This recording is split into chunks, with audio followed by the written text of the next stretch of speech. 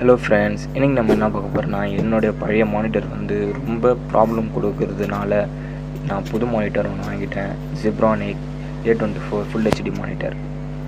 இதோட unboxing video தான் இது. செகண்ட் பார்ட் வேணும்னா சொல்லுங்கள். இதோட ஃபியூச்சர்ஸை பற்றி ஒரு தனியாக வீடியோ போடலாம். காய்ஸ், கிட்டத்தட்ட ஒரு வருஷம் ஆகுது நான் வீடியோ போட்டு.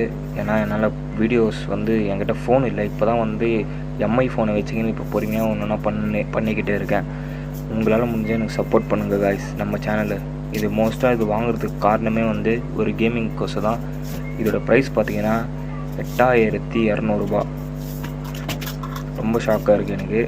சரி, இதோட என்னென்ன கொடுத்துருக்காங்க பார்த்தீங்கன்னா, விஜே கேபிள், அதுக்கப்புறம் வந்து power cable, audio cable and metal stand. இதெல்லாம் வந்து இதில் வந்து பாக்ஸில் வந்த இதுவெல்லாம் ஆக்சசரிஸ். இதில் அன்பாக்சிங் வந்து பார்த்தீங்கன்னா, அந்த மெட்டல் வந்து ரொம்ப, அதாவது ஒரிஜினல் இரும்பு மாரி சூப்பராக இருந்தது. ஆனால் அது கீழே, ஆனால் எனக்கு என்ன டவுட்னா, கீழே கிரிப்பாக நிற்குமான்னு ஒரு டவுட் தான். சரி, ஃபஸ்ட்டு வந்து நம்ம ரொம்ப கேர்ஃபுல்லாக வந்து இந்த மானிட்டரை தூக்கணும். எனக்கு அப்போ எப்படி தூக்குறதுன்னு தெரியல. எனக்கு கை வேறு ஒரு சைடு சரியில்லையா, கையில் வந்து தண்ணி இதுவாக இருந்து சீதனம் பிடிச்சி இருந்தது.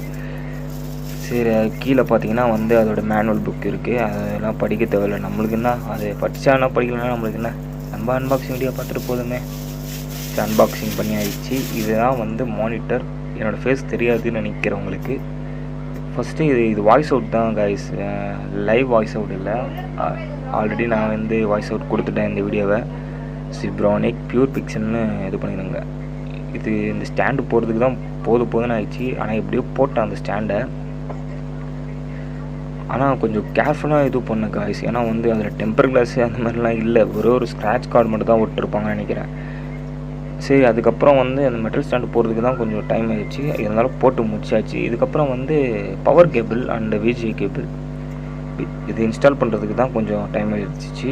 நான் வீடியோ ஒரு சில டைமில் வந்து வீடியோ கொஞ்சம் ஸ்கிப் பண்ணிக்கிறேன்.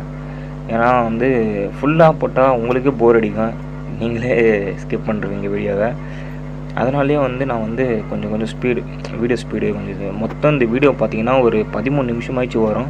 சரி, இருந்தாலும் என்னால் முடிஞ்ச வரைக்கும் ஒரு கொஞ்சமாக கம்மி பண்ணி இது பண்ணிக்கினேன் காய்ஸ். இது வந்து மானிட்டர் வீடியோ. நெக்ஸ்ட்டு வந்து சூப்பரான வீடியோ இருக்குது. ஆனால் நான் சொல்ல விரும்பலை.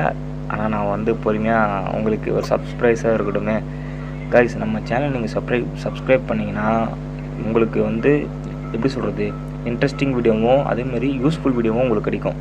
ஏன்னா உங்களுக்கு தேவையான வீடியோஸ் தான். ஓகேவா காய்ஸ்? பவர் கேபிள் எப்படியோ செட் பண்ணி ஆயிடுச்சு. இதுக்கப்புறம் வந்து விஜே தான் செட் பண்ணணும்.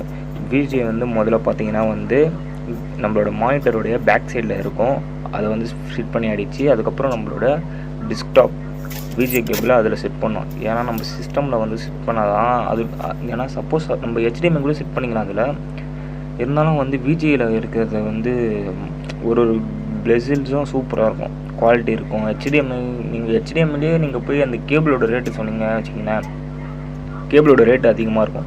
ஏன்னா HDMIலேயே நிறைய வித்தியாசம் இருக்குது. நான் விஜே கேபிள் அவங்க கொடுத்த கேபிளை வந்து நான் போட்டாச்சு. அதுக்கப்புறம் வந்து விஜே கேபிள் யூஸ் பண்ணதுக்கப்புறம் வந்து என்னோடய EPS ஃபாக்ஸின் EPSல வந்து என்னோடய பவர் இது நம்மளோட மானிட்டர் பவர் கேபிளை இன்செர்ட் பண்ணிட்டேன். இதுக்கப்புறம் பாருங்கள்.